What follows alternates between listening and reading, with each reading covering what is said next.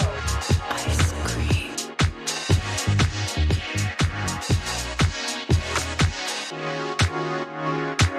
Ice cream.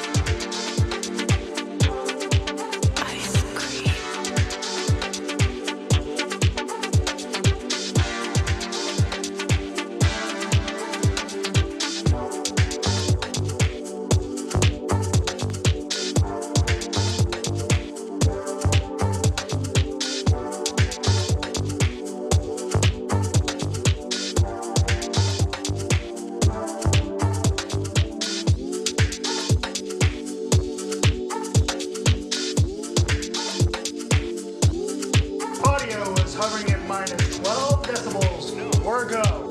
Ice cream.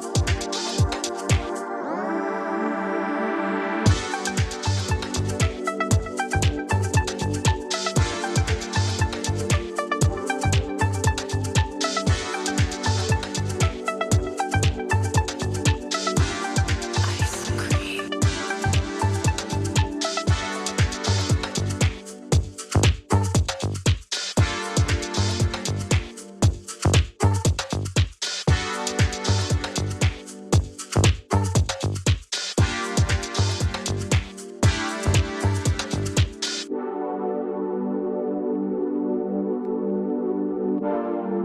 Audio is hovering at minus 12 decibels. Or go. Ice cream.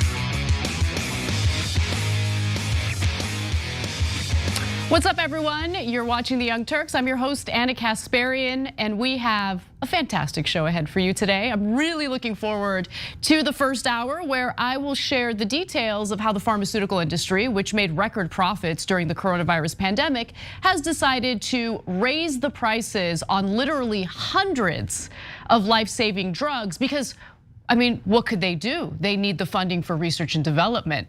Of course, we're gonna debunk that garbage and more. Later in the second hour, John Iadarola will be joining me to talk about, well, the reality of Bitcoin bros and billionaires going to Puerto Rico as their latest tax shelter. What is that doing to local communities in Puerto Rico? We'll give you those details and more. We'll also talk about how the Trumps are now auctioning off goofy hats that Melania wore during the Trump administration.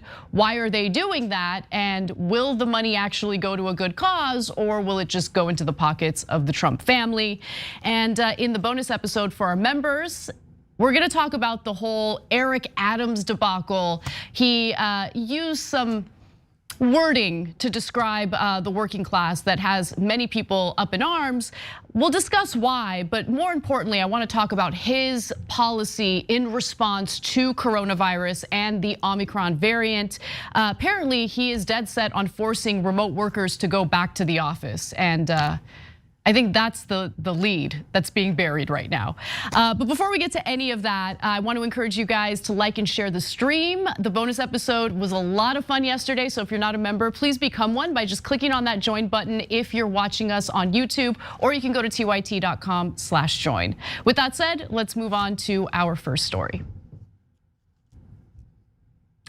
Well, it's a new year, which can only mean one thing for incredibly lucrative pharmaceutical companies that have made record profits during the coronavirus pandemic. It's time to raise prices, and they're doing so on literally hundreds of life-saving drugs. And it's not just one pharmaceutical company, it is several of them, and the number of medications that are set to increase in price is likely to grow in terms of like the list of drugs that will be more expensive for Americans moving forward. Now, what does the data say? How many drugs in particular are being impacted by higher prices? Well, pharmaceutical companies increased prices on 460 drugs on January 1st, with most prices up 5% to 6% on average. So, which drugs exactly are included in these price hikes? I actually want to start off with Gilead, which is an unfortunate name for a pharmaceutical company. It's an unfortunate name for any company, but nonetheless, they have increased the price of HIV drugs to the tune of 5.6%. So if you are dependent on Biktarvy or Descovy, you're gonna pay more for those life-saving drugs. And if you're fortunate enough to have health insurance, let's be clear that the cost of your premiums and your prescription copays are likely to go up as a result of these types of price hikes. Let's move on to Pfizer, which has in fact made record profits during the coronavirus pandemic thanks to their coronavirus vaccine. Well, Pfizer decided to increase the cost of their breast cancer drug to the tune of 6.9%, and also 6.9% increase on its Prevnar vaccine, and 4.4% on the costly heart drugs that are listed there, Vyndamax and also Vyndaqel. And that's not the only pharmaceutical company that's increasing prices. We also have Vertex, which has decided to increase the price of its cystic fibrosis medication to the tune of 4.9%. And of course, there's a huge issue with that.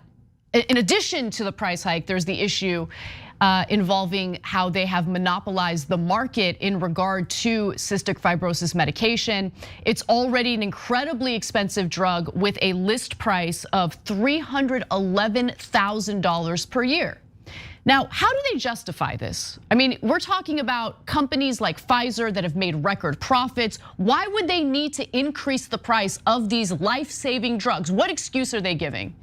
I mean, they're shameless. They use the same tired excuse over and over again. We need research and development money.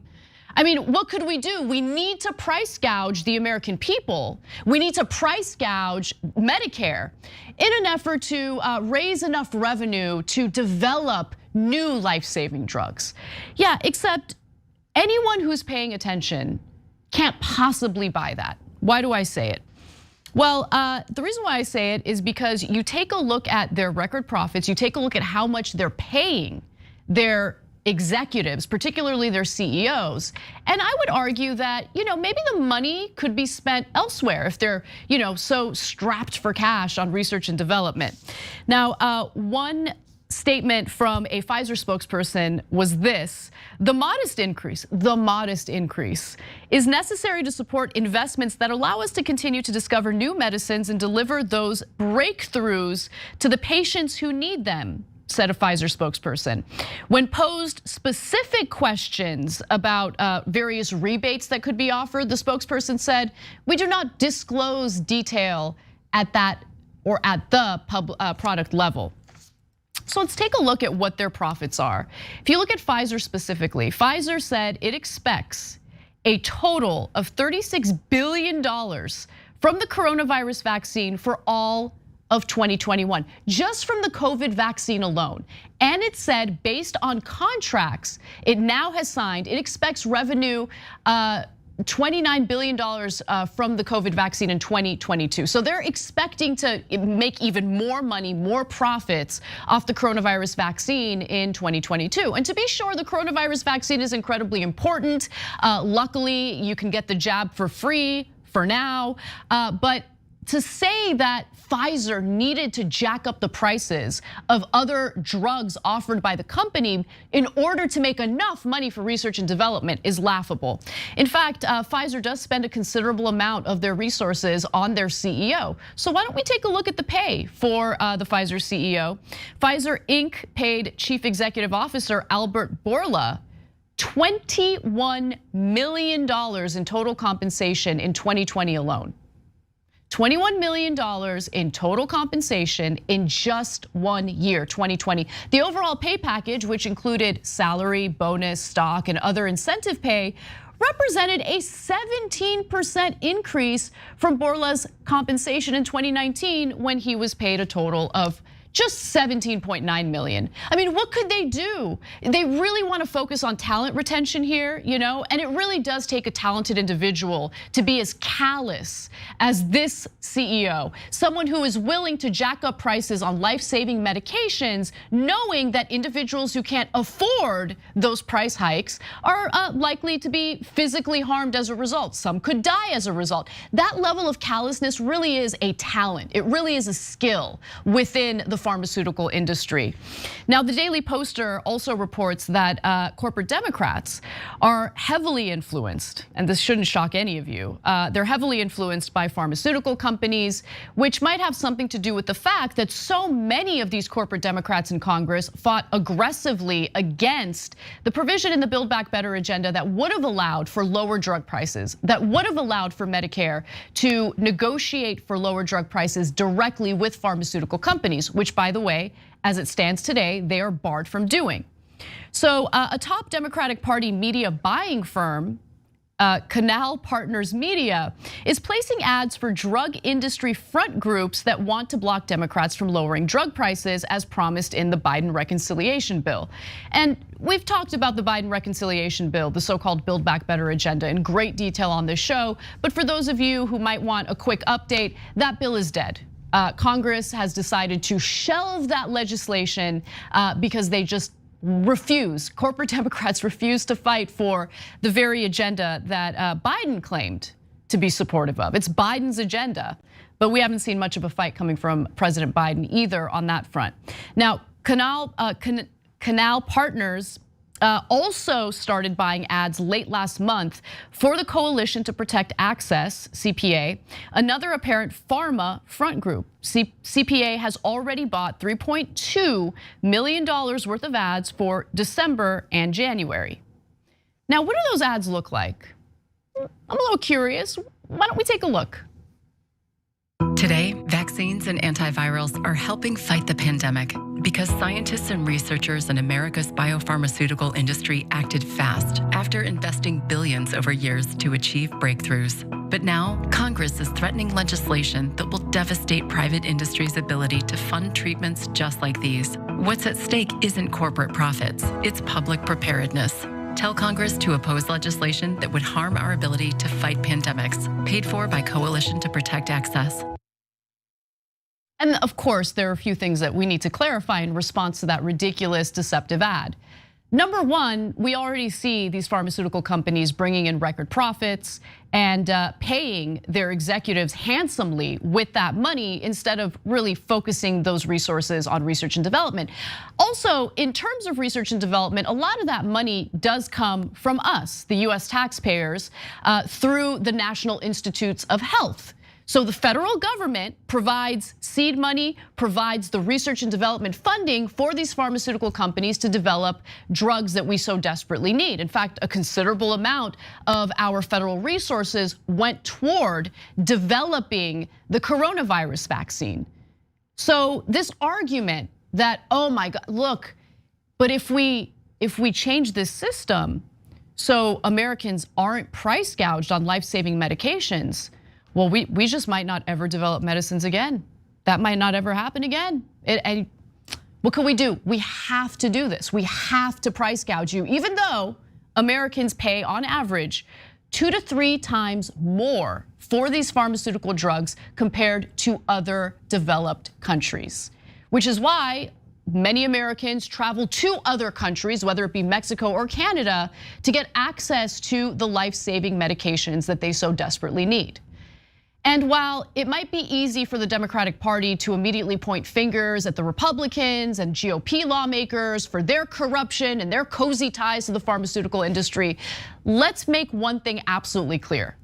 Republicans, I think, are pretty clear about who they are. Okay, they don't hide who they are. They don't hide how they're pro-business, pro-corporations, anti-worker. I mean, they might use populist rhetoric here and there, but at the end of the day, when you pay attention to their actions, when you pay attention to their rhetoric overall, in general, they're pretty clear about how they favor corporate interests over their own constituents. But it's the Democrats who present themselves as warriors for the workers, as warriors for their own constituents who have been price gouged by these pharmaceutical companies. They consistently campaign on reforming healthcare. They consistently claim they're in favor of universal healthcare. But when push comes to shove, as soon as they're in a position of power, what do? Oh my God, the Senate parliamentarian is stopping us from being able to do this. Oh my goodness, what could we do? We really tried to convince Manchin and Sinema with carrots after carrots after carrots. No sticks though, to support this legislation, but they don't want to do it. So we're just going to shelve the legislation, the Build Back Better agenda. They always find excuses. And then once we get closer to election time, what do they tell us? If we just had more feckless Democrats in Congress, we would actually be able to accomplish something. Please vote for us. We haven't actually delivered on anything that we campaigned on, but please vote for us. Democrats are in for a political bloodbath in the midterm elections. And they have no one to blame but themselves. But to be sure, they'll blame progressives. They'll blame people like us who criticize them for discouraging voters from showing up to the polls to vote for them. They'll find all sorts of scapegoats, much like Hillary Clinton after her massive fail in 2016.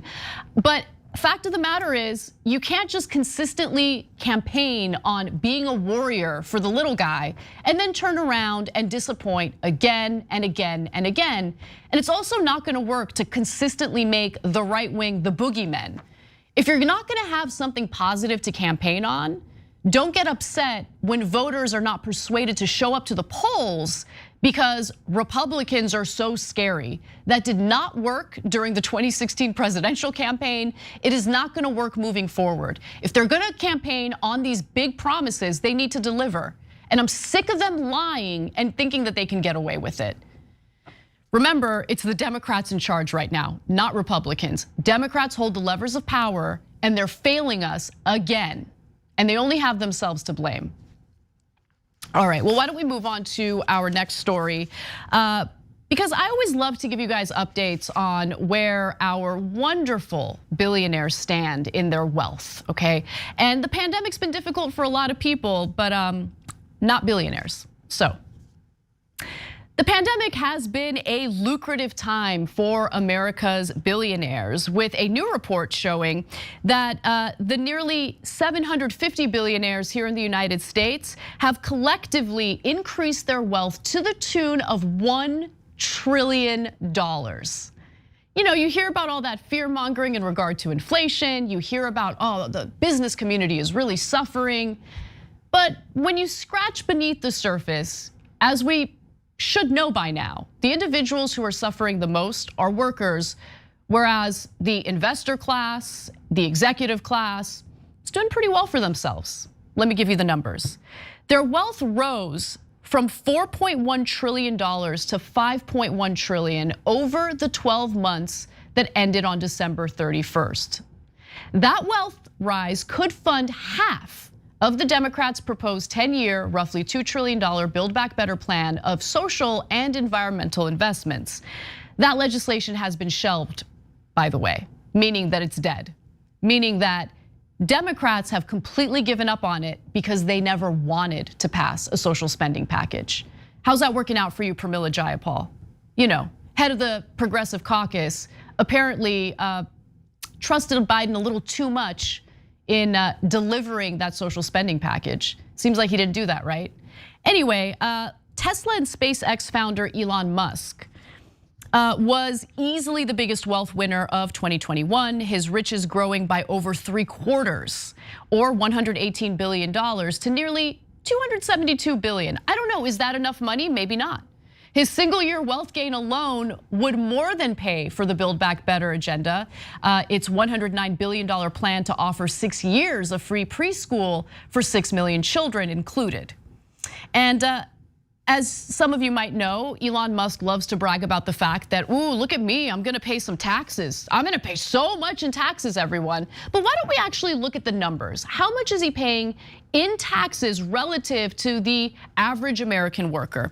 Well, Musk has recently boasted about facing an $11 billion tax bill last year, some substantial part of which is going to the state of California. But even if it were all going to Uncle Sam, it would represent less than 10% of his $118 billion wealth gain in 2021.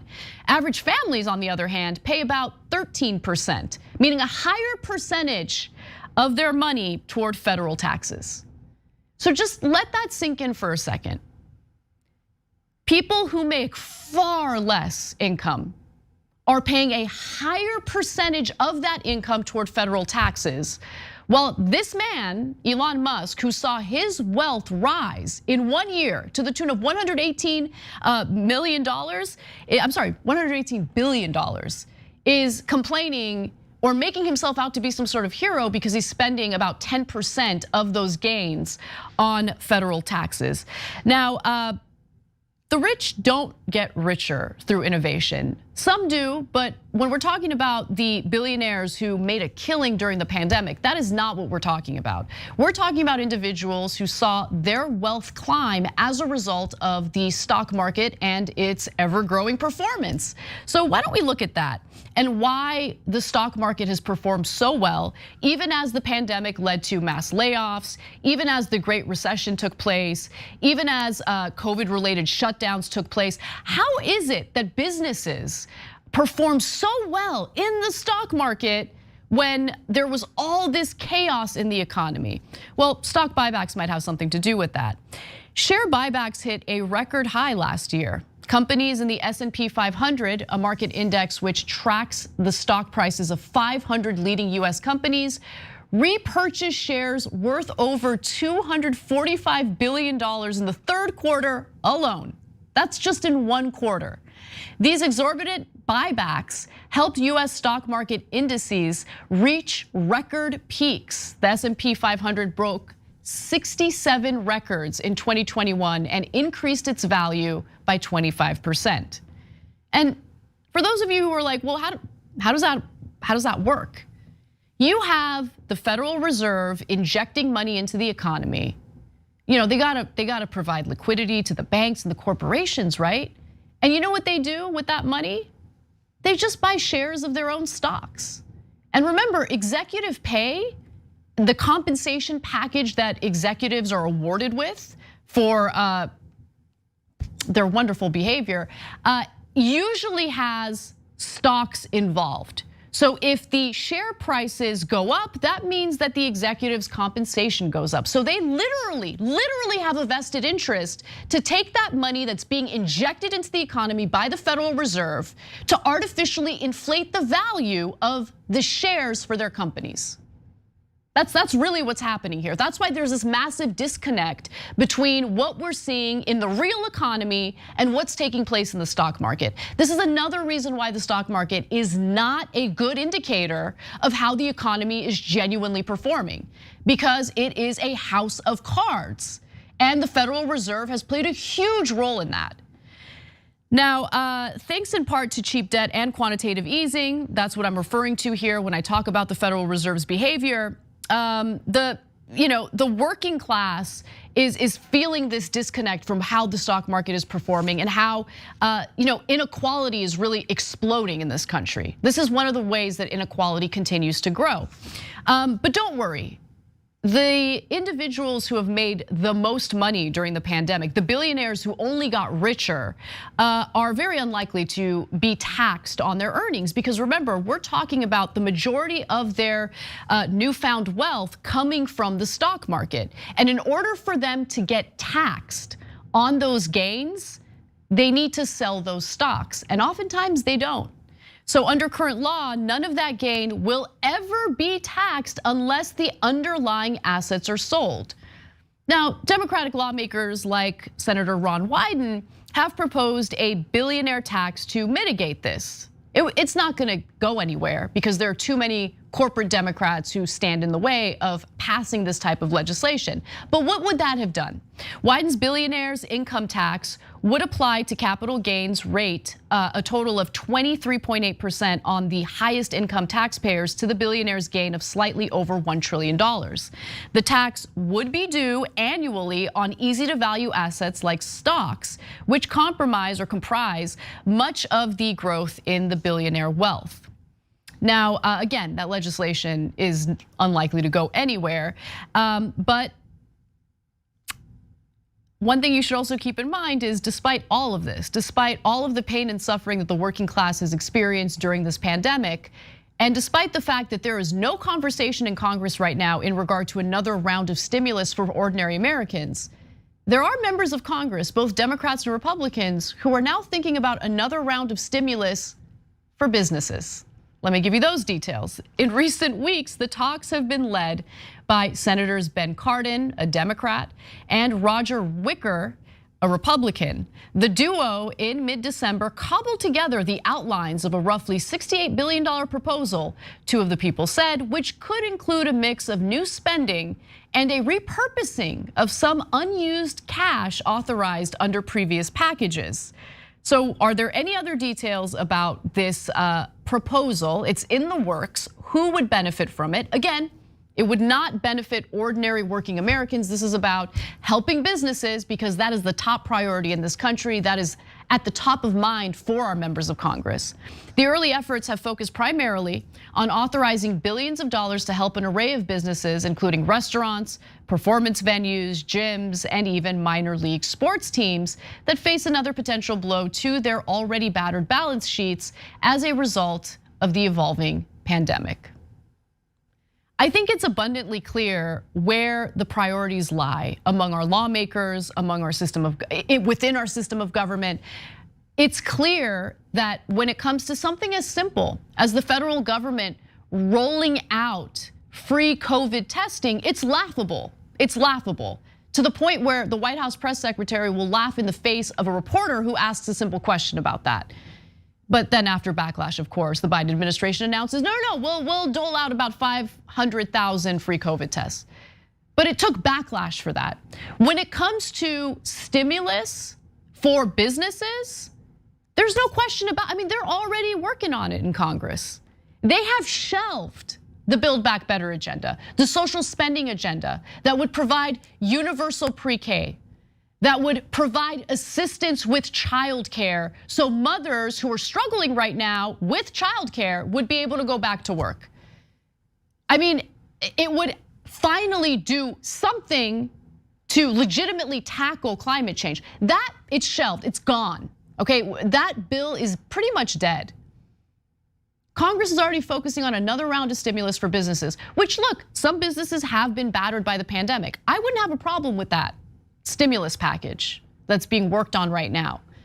But it does say something, and it says something pretty harsh about our economic system and our political system, that the ordinary American worker is completely left behind. In fact, you have lawmakers across the country, both Democrats and Republicans, demanding that everyone go back to work, including remote workers. But, while we're all expected to, pull ourselves up by the bootstraps, rugged individualism for the ordinary American worker, businesses need that federal aid. They need that help, and they always take priority. Because we're ruled by corporations, we're ruled by capitalist interests. This is how it always plays out. And we really need to question whether we're gonna continue dealing with this system that tells us that we absolutely have to vote for certain politicians every election cycle, only to get the middle finger as soon as they're in the positions of power that we elected them for. We gotta take a quick break. When we come back, we've got more news for you, including some international news involving elections in Brazil. One of my favorite stories of the day. Don't miss it. We'll be right back.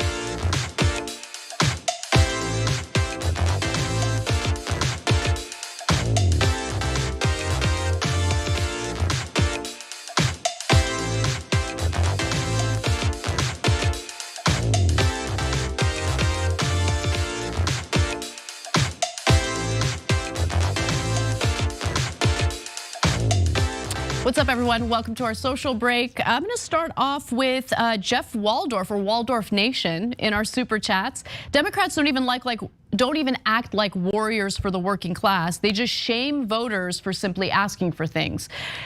I think that there's some truth to that, but I also want us to not forget what the Democratic primaries for the 2020 election look like.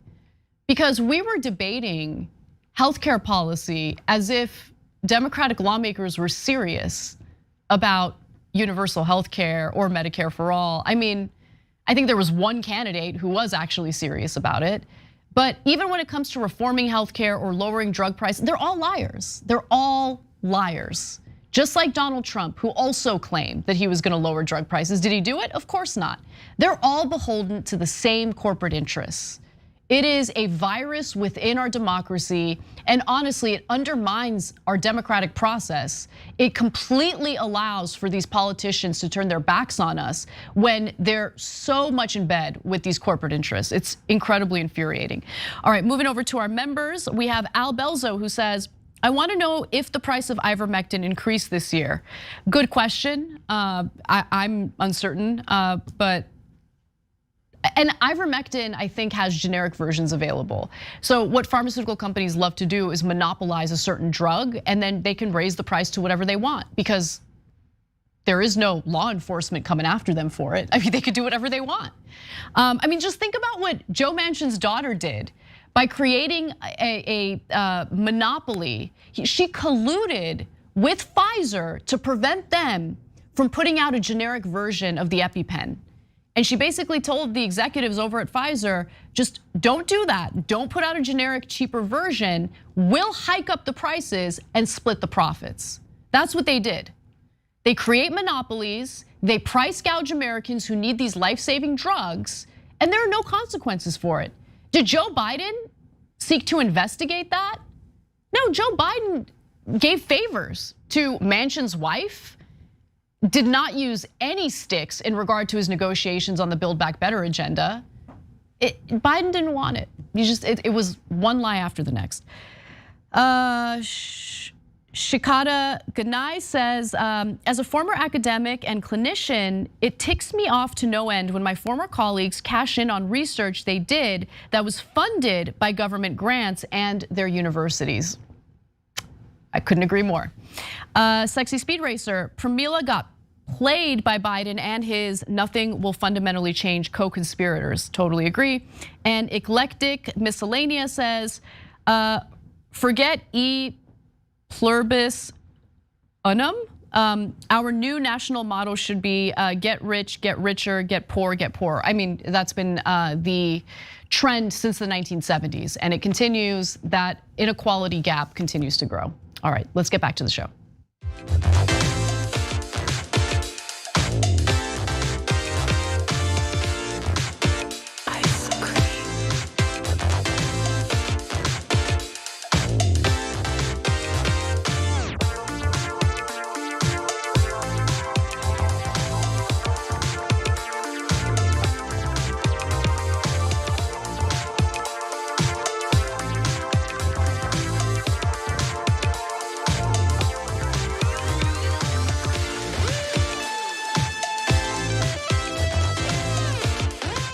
Welcome back to the show. I'm Anna Kasparian, and we're about to get to some international news. I wanted to give you guys an update on what's happening with the elections in Brazil. So let's get right to it. Sergio Moro, the right-wing judge in Brazil who imprisoned Jair Bolsonaro's political opponent, Lula da Silva, leading up to the 2018 presidential election, is now actually running against Jair Bolsonaro, the president of Brazil. And I love it when bad guys fight.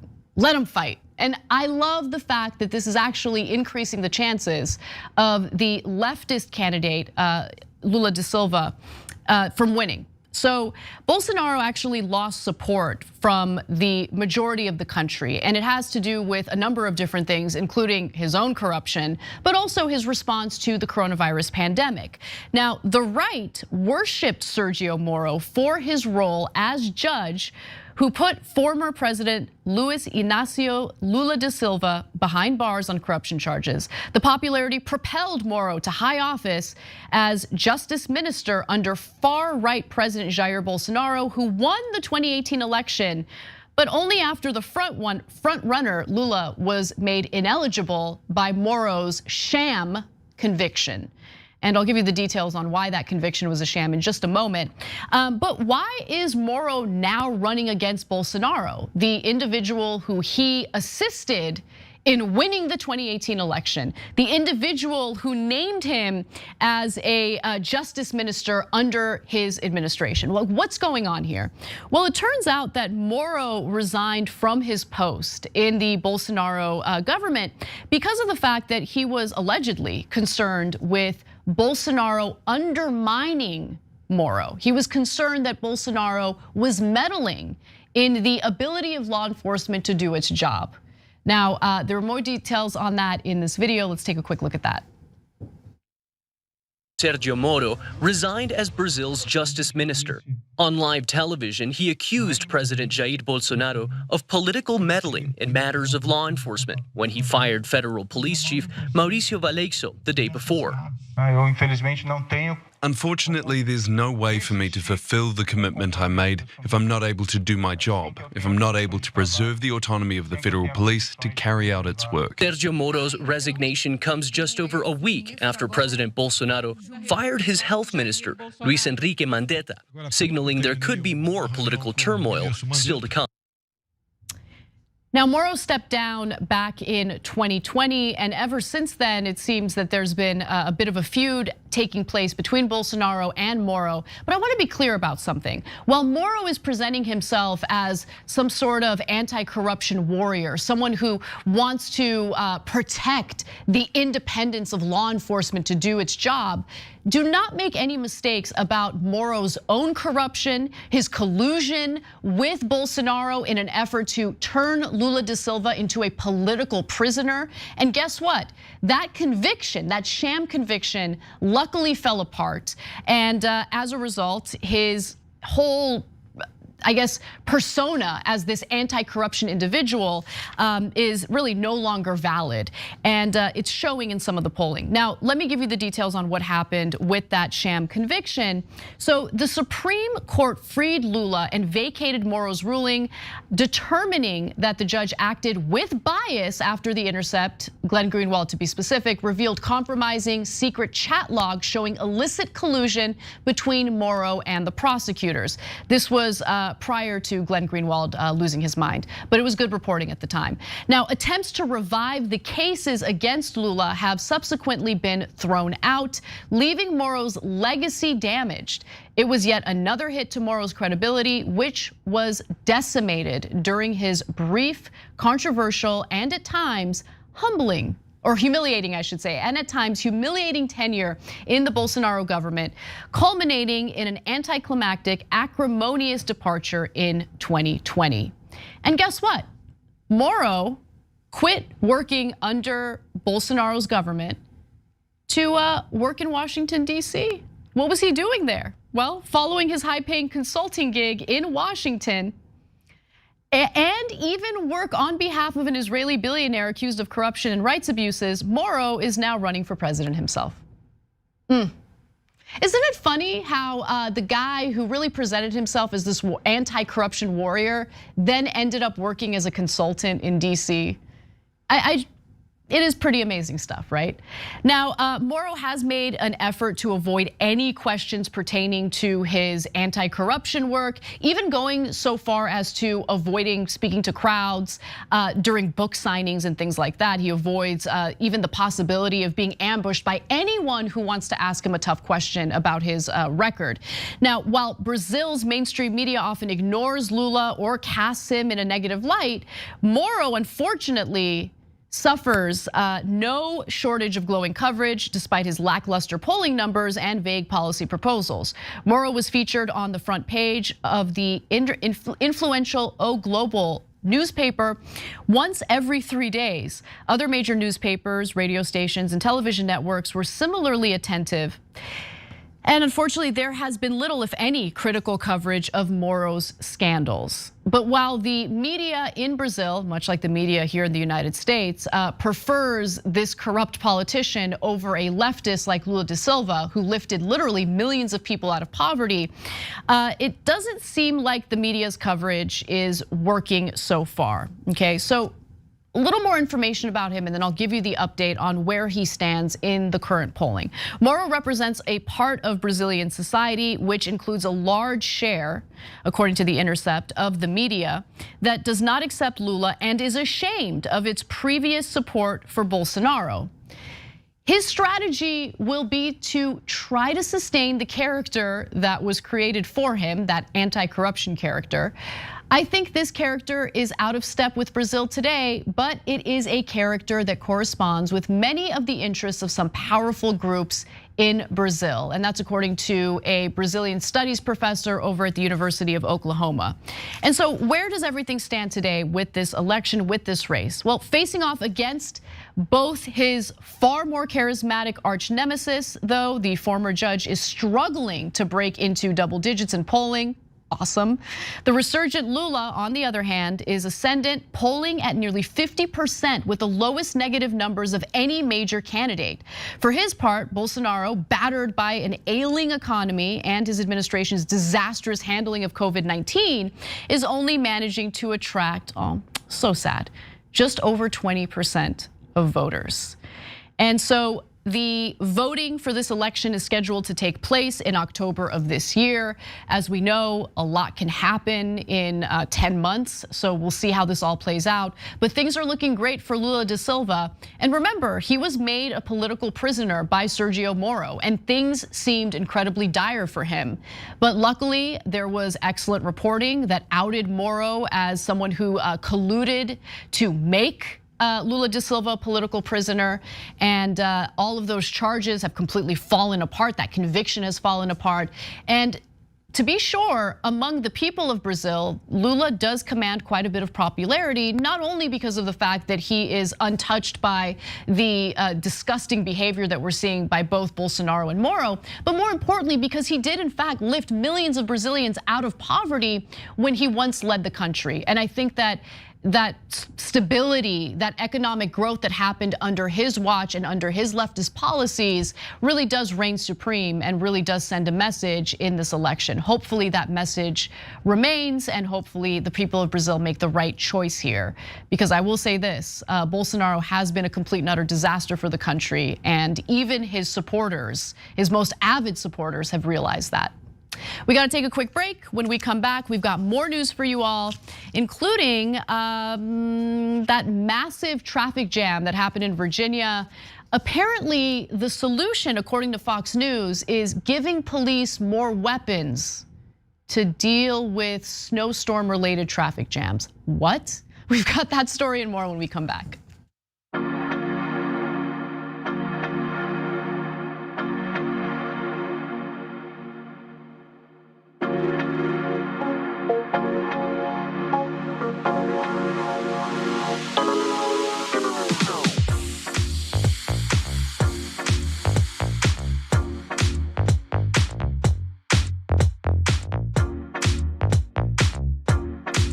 Ice cream.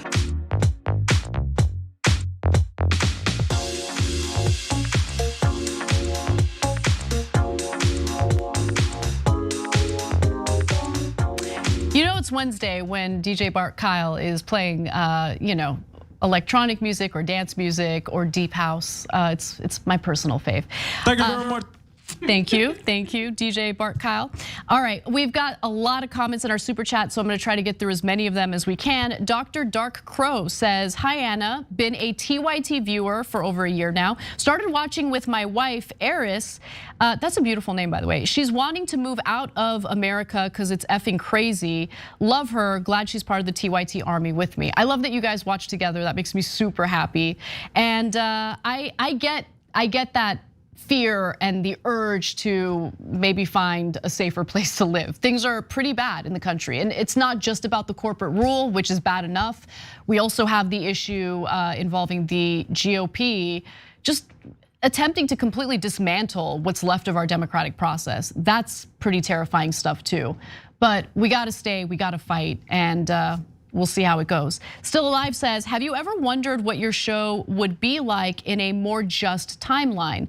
Like, what if the United States was more like Scandinavia? What would TYT be like? I don't know. I mean, I don't follow local politics in Scandinavian countries closely enough, but I'm sure there's always room for improvement. There's always ways to reform various elements of society for a better country. I don't think Scandinavian countries are perfect, but they seem pretty damn good compared to the United States. Chaplain Fred says, thank you, Anna, for sharing about Big Pharma. What else should we expect? Regardless, people are still refusing vaccines. I pulled 12 hours last night in my hospitals. 30 unvaccinated in ICU, 2 still alive. That is insane. I mean, the amount of damage that's being done by those who chose to politicize the coronavirus pandemic and spread disinformation about the vaccine, it's just so incredibly disgusting. And these are people who tend to make the most money in media. A lot of them have shifted their messaging to anti-vax garbage, much like Jimmy Dore, because it's become very lucrative for them. Anyway, Jeremy writes in, Jeremy Skibba, we need free COVID tests, here. I'm just getting over COVID. It was really hard to get a test. There were no stores with any, so I had to end up driving quite a ways just to get a test at a clinic. Yeah, and the lines for testing are insane.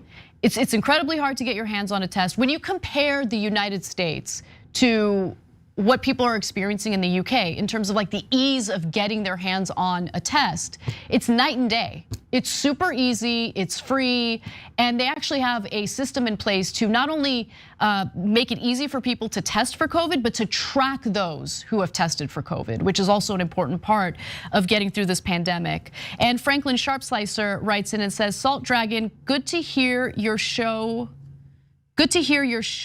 with us. You revealed the shady things they do, Republicans and Dems too, like Black Pearl Dragon, that be Nina. We've a lot to work, so let's begin. I'm ruining this.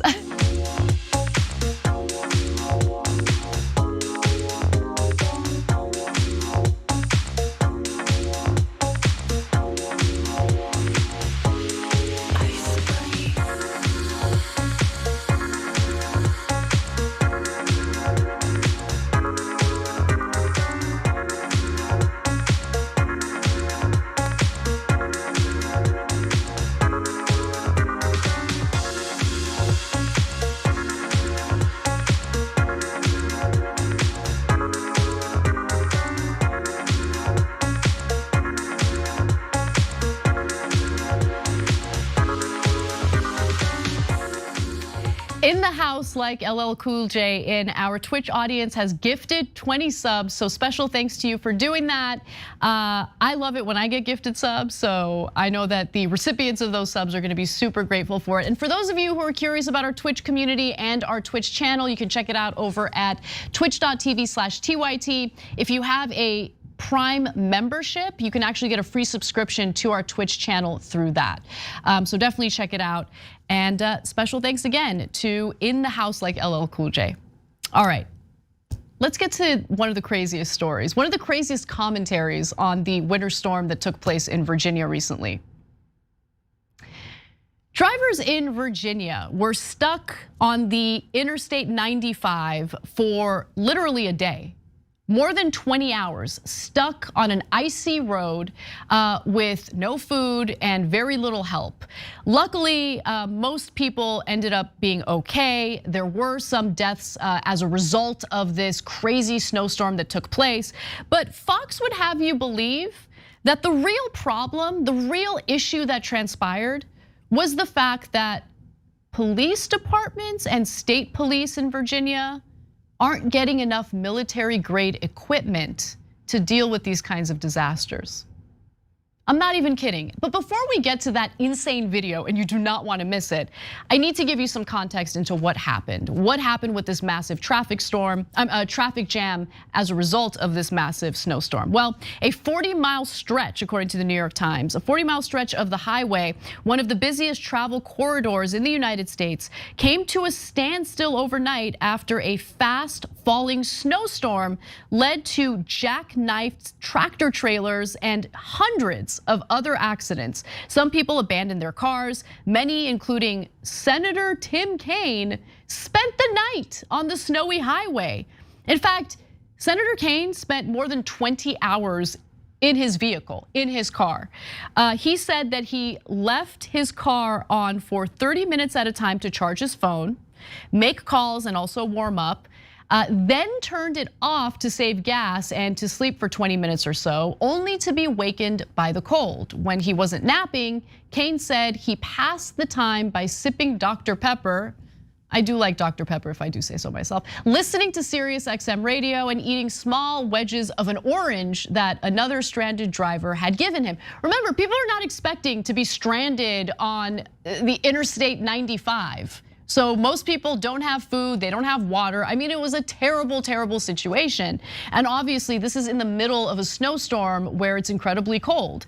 Now, he said that he regretted his habit of skipping breakfast. He also apparently said that the snowstorm ended up being much worse than everyone had expected. And that's why there was a lack of preparedness in regard to this snowstorm. So as the governor of Virginia, Ralph Northam, said, we were prepared for the storm that was predicted, a few inches of snow. But instead, Mother Nature sent more than a foot of snow to the Fredericksburg area. And people, unfortunately, did die. Just to give you what we know so far in regard to people who were harmed as a result of this winter storm, authorities around the mid-Atlantic said the storm had caused at least 5 deaths. 2 women and a man died after their vehicle collided with a snowplow, according to the Montgomery County Police Department. Local news outlets in Tennessee and Georgia reported that a child in each state had died after trees fell onto their homes. Now, when it came to that massive traffic jam, cars and trucks slowed, then stopped on their way up and down hills. At least one tractor trailer slid sideways across the highway. In some places, 4 inches of ice froze underneath vehicles. So since officials didn't expect the snowstorm to be as severe as it was just this terrible, chain of events. It started off with rain. The rain then turned to sleet on the roads and on the interstate, which meant that it was incredibly dangerous to drive. Cars were slipping and sliding. And then after that, they received snowfall at a rate of 2 inches an hour for 4 to 5 hours. Now, that explanation, by the way, apparently wasn't good enough for the fine folks over at Fox, where Dana Perino wanted to blame this mess on something totally different. Let's watch. I talked to a state legislator there in Virginia, and he pointed out to me that in the last several years, many on the left made a decision that local sheriffs should not be allowed to have military-grade equipment, right? Because they said that that was a bad symbol and that it was too militaristic and authoritarian. But imagine if they were still allowed to have the equipment that they had just a few years ago, it probably would have come in very helpful today. What? I mean, what are the cops supposed to do? Like shoot the ice? Shoot the snow? Like what is she even talking about? And to be clear, police departments in the state of Virginia have continued to receive quite a bit of the military weaponry that our Defense Department has a surplus of because we spend so much on defense spending to basically funnel money over to private defense contractors and weapons manufacturers who keep making more and more equipment, more and more weaponry, which the Defense Department has such a huge surplus on, they don't know what to do with it. So they hand it over to local police departments, which then leads to the militarization of local police departments. But let's look at what's really going on here, because what she said there was a complete and utter lie. First of all, the notion that we need more military grade equipment to deal with snowstorms is already ridiculous on its face. So, I mean, we can just dismiss her ridiculous argument there alone. But let's even go further and debunk the nonsense that she just spewed there in regard to what local police departments are receiving or are not receiving from our Defense Department. So, transfers of military gear to police departments, and I'm specifically talking about Virginia here, from $767,000 armored cars designed to survive mines to night vision equipment to the backpack soldiers take into combat, ballooned, meaning they increased, ballooned in Virginia and in Hampton Roads in 2019 alone. Statewide transfers of military gear to police and sheriff's officers more than doubled to $3.8 million. So what is she talking about? I really don't understand like where she's, well, actually I do understand one thing. There's one thing that local police departments in Virginia stopped receiving as of 2012. And it's specifically military grade weaponry, okay? But let's give you more details on what they are receiving through our Defense Department, through our military, to essentially police American citizens, right? I mean, why are we in favor of militarized police? Why do we need police departments to have tanks and, I mean, essentially equipment that's meant to withstand mines? That's insane. In Hampton, or the Hampton Police Sheriff's Office acquired the armored car for disaster response, such as to transport people or supplies during a natural disaster, and to safely transport personnel if called to respond to a situation, such as an active shooter, according to a spokeswoman for the department. Okay, great, so it turns out that they actually do have some of that equipment that would apparently be tasked with helping out in these types of disastrous situations. Apparently didn't really work that well, did it? But there is one thing, again, the weapons that local police departments stopped receiving as of 2012, a longtime staple of the military's grants to law enforcement rifles, most recently M16s, haven't been transferred since 2012. Is that what Perino's talking about? Is that what she's so salty about? That the local police departments in Virginia stopped receiving military-grade weaponry after 2012? Is that? And exactly how would those kinds of weapons help with a traffic jam that's caused by an unexpected winter storm? I'm just curious. The American people want to know, or at least anyone with 2 brain cells would like to know.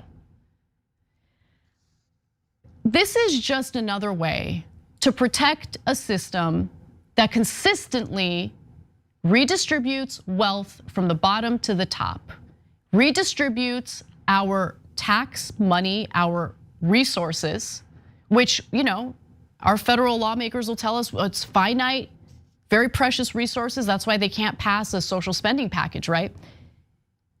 Why are we taking taxpayer money and pumping it into the defense industry? Year after year, the National Defense Authorization Act increases in the dollar amount allocated to the Defense Department with no questions asked. It is a bipartisan effort. And the only reason why that happens is so we can keep funneling money to defense contractors and weapons manufacturers.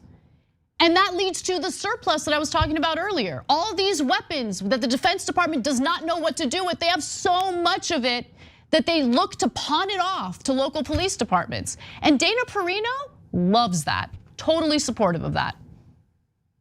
I don't know how that has anything to do with mitigating the severity of a winter storm that leads to an insane traffic jam like the one people living in Virginia experienced on the I-95.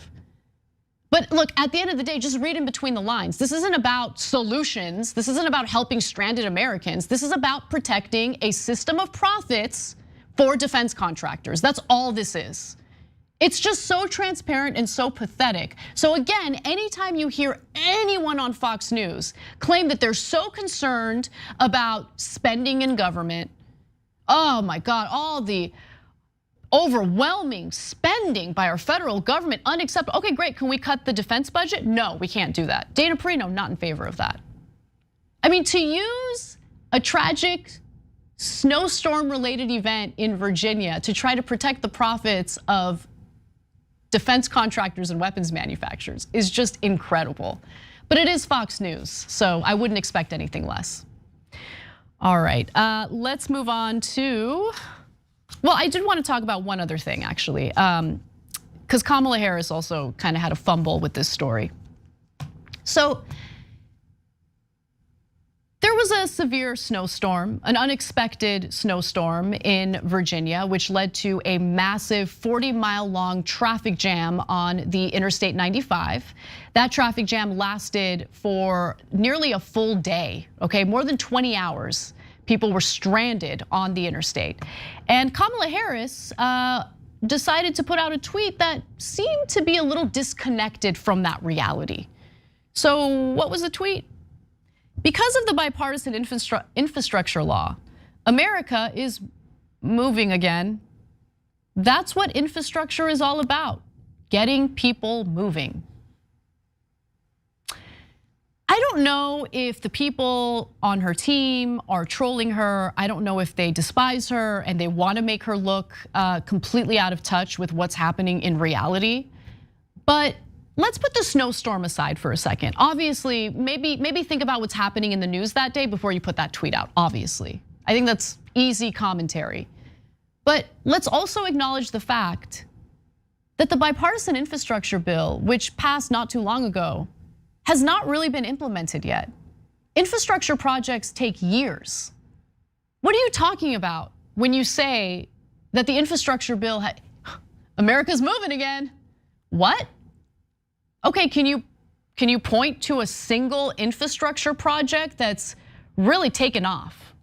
That's really getting America moving again? Can you point to a bridge that's been repaired? I mean, it's just so ridiculous. But it goes to a broader issue with the Democratic Party. They have failed to actually deliver on many of their promises, including the social spending package that was decoupled from the physical infrastructure. The physical infrastructure bill, which did pass Congress, received the support of corporations and of course also received the support of Republican lawmakers who have corporate donors who absolutely salivate at the thought of government grants to basically increase their own profits while doing, in my opinion, not such a great job in regard to improving the infrastructure. The corporate infrastructure bill, it's the only thing that the Democratic Party can point to as a win, as a major, campaign talking point. And Americans are not gonna feel the benefits of that bipartisan infrastructure bill immediately, if there are any benefits that they will feel eventually.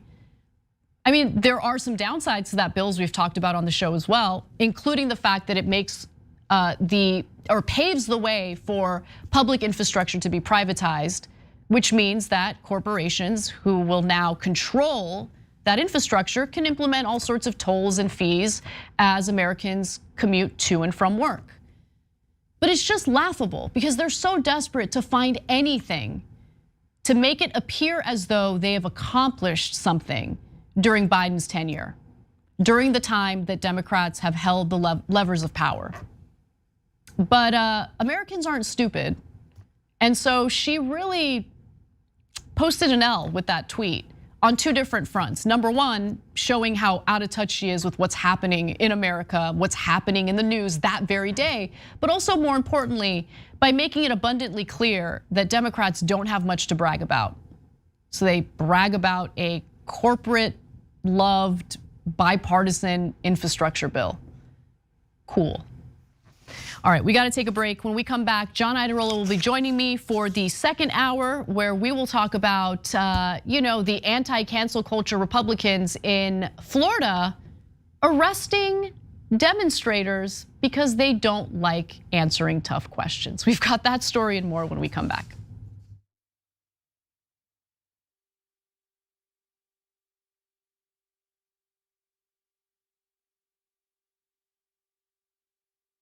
I'm old enough that I remember when Captain Crunch put the berries in there. Yay, crunch berries! And I was like, ooh, the fake berries. Remember? We're gonna try that. We did a story back in the day about how a woman sued, General Mills. She'd been eating it for 4 years, Right. believing that it was actual berries. Yeah. She's like, these aren't real berries at all. Yeah. I'm like, I got news for you. Captain Crunch isn't really a captain or a person. Joining me now, legendary whistleblower and American hero, Edward Snowden. First question is, hey, where are you? I'm in my apartment in Moscow. All of a sudden, in the studio, Jim Gaffigan, everybody. Mental illness is, completely undiagnosed in our society. It's not about a particular administration. It's about a broken system of power, and through that, really, the instrumentalization of a system of not justice, but injustice. People understand whether they claim to deny climate change or not. Our collective house is in crisis.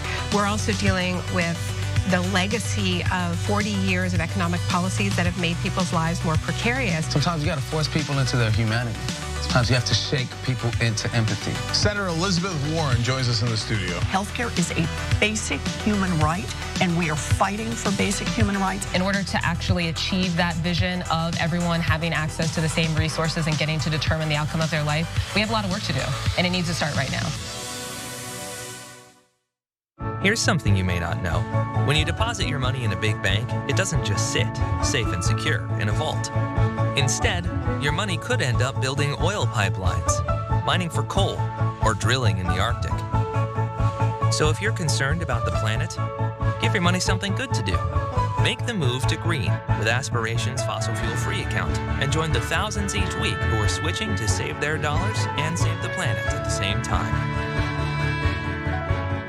Welcome to the Damage Report. I'm John Iadarola. This is gonna be a big one. What Donald Trump has done as president has cut taxes for the wealthy and made life better for rich people. But he's made life worse for poor people. We're making America great again by throwing more money at the military to destroy other countries because that makes us great instead of investing it in ourselves. That it's Donald Trump and it's Stephen Miller. The choosing is based on wanting to create cruel and inhumane conditions to scare other people away from ever coming to the United States. The opportunity to make money off of tragedy is the American way. There is only one place to put garbage people: in the trash. We've never had so much access to so much information with so little idea of what the hell is going on. What does enforcing our borders have to do with traumatizing children? Absolutely nothing. I think a sane person could say the current situation we have right now is radical. But what we're doing is literally making the world more like hell. That's a warning sign.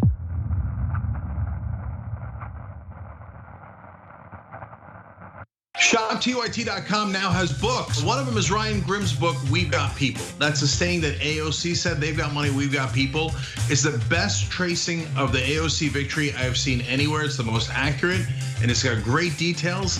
The book actually goes all the way back to Jesse Jackson and how he's the original Bernie Sanders. If you want to know how we're going to win going forward, those lessons are super important, and they're in Ryan's book. So check it out right now at ShopTYT.com. We found the perfect person to lead the army, Allison Hartson. The establishment media works hand in glove with our corporate legislators, and our corporate legislators work hand in glove with the corporation. And we're going to make it so that it's a decentralized force throughout the country so that we can quickly identify stories, quickly identify troll farms, and go in and neutralize the enemy, and then start building responsible media throughout the country and on every platform available. Florida's ground zero. We're God's waiting room.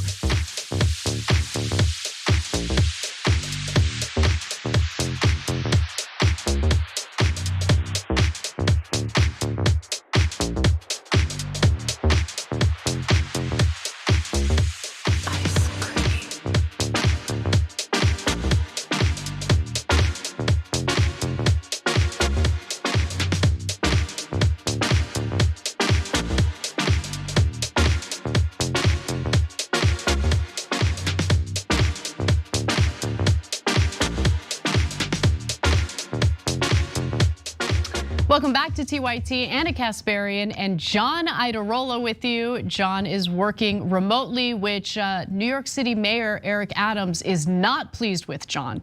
But we'll talk about that in greater detail for our members only bonus episode. In this case, I think it's okay. It's low skill stuff that I'm doing here. So I can't wait to talk about that story because apparently a bunch of lawmakers have a problem with people who are working during the pandemic. They're not doing shutdowns, they're working, but they're not working in commercial buildings, which I'm sure the landlords of those commercial buildings are not too happy about. So they want to make remote workers go back to work in office, in person. For no reason, Anyway, we'll get to those details in the bonus episode. If you're not a member, please become one, tyt.com/join. That'll be a great conversation. For now though, John, I wanted to talk a little bit about what's taking place in Florida. This was a first hour story that we didn't get to, but I'm sure you have thoughts about it as well. So without further ado, let's get to it. Florida Governor Ron DeSantis is apparently not a fan of tough questions. He loves the admiration, he loves the cheering fans, but if there are any constituents who are concerned about his proposed policies or the direction he is headed in regard to the coronavirus pandemic, he will arrest them. I'm not even kidding. That is literally what happened recently during a press conference for Ron DeSantis. Now, this all took place as activists had shown up to the press conference to ask DeSantis about a whole litany of issues, including his policies on critical race theory and his recent rhetoric on anti-COVID testing. And here is one of the activists, Ben Frazier to be exact, who wanted to hold DeSantis, his governor, accountable. Please go ahead with your news conference. But we can't do that until we've asked you to leave. So why do we have to leave? To public building? Because we're having a private press conference. A private press conference with a public official? We don't allow the members of the public to come to the press conference. Let me just get this straight. Yeah. You're having a private news conference with a public official on public property. We don't allow members of the public to come to our press conferences. This is for members of the media with the elected officials. They have the conversation. If we want to have a separate conversation that you guys want to have. But here's my question to you. Here's my question. What about the press conferences he's had at schools where he's had the whole school there and other places where he's had his people for around? Security reasons, we know who those people are. So there's no question. Is there a question regarding security? There is. Would you like my ID? Security. So if we can move everyone out of the press conference. I think Ben Frazier makes a lot of great points in that brief video, especially in regard to a public space, a press conference regarding public officials and the decisions that they make, which of course impact the lives of constituents of Florida. And the fact that certain people get, I don't know, canceled, maybe that's a good word. The type of people whose free speech gets trampled on just because that speech is not favored or preferred by Republican lawmakers in the state of Florida. I think it's all really fascinating stuff, especially since, they've really presented themselves, John, as people who are against cancel culture, people who are in favor of free speech, who really value the ability for Americans to speak out and to hold people in positions of power accountable, to hold the elite accountable. It's curious that the governor's office made the decision to first try to kick out these activists and then later, as I'll show you, arrest them for refusing to leave. Yeah, clearly censorship. What we just saw in that video was that man was shadow banned by that aide, and yet the people who make a career out of talking about this stuff aren't gonna care at all about that. I like that they're trying to put pressure on DeSantis, knowing, and I'm sure they know, that they're not gonna get him to change what he's doing. He's not doing it because it makes sense. He's doing, all of his actions are chosen because he believes it's gonna raise his profile. He's not thinking at all about Florida, about being governor. All of this is, hey, maybe Trump doesn't run in 2024, and then I guess it's gonna be me. That's all it's about. And he has been terrible when it comes to topics like the pandemic, the response to the pandemic. And by that I mean the public health response, but basically everything having to do with it from the beginning. And he's only gotten worse over time. He's done. He's not going to do literally anything. He doesn't care how many cases there are. Florida is being devoured by COVID right now. I'm impressed that he was having a press conference. And I believe I saw he had some sort of weird thing that happened at that press conference. The news is still breaking on that. At least he's appearing. That's novel. I like it when our elected officials do like a little wink and a nod to the fact that we're supposedly a democracy, but he can do basically whatever he wants. Despite the fact, I'm gonna remind you really fast, he became governor back in 2018 and running against Andrew Gillum. And I looked it up because I remembered it being a close race. More than 8 million votes were cast, 8.1 million votes were cast. He won by 30,000 votes. Wow. It was the closest gubernatorial election. And that was in 2018, long before we thought that something like a pandemic could happen. And think about how consequential that difference was, that 30,000 votes.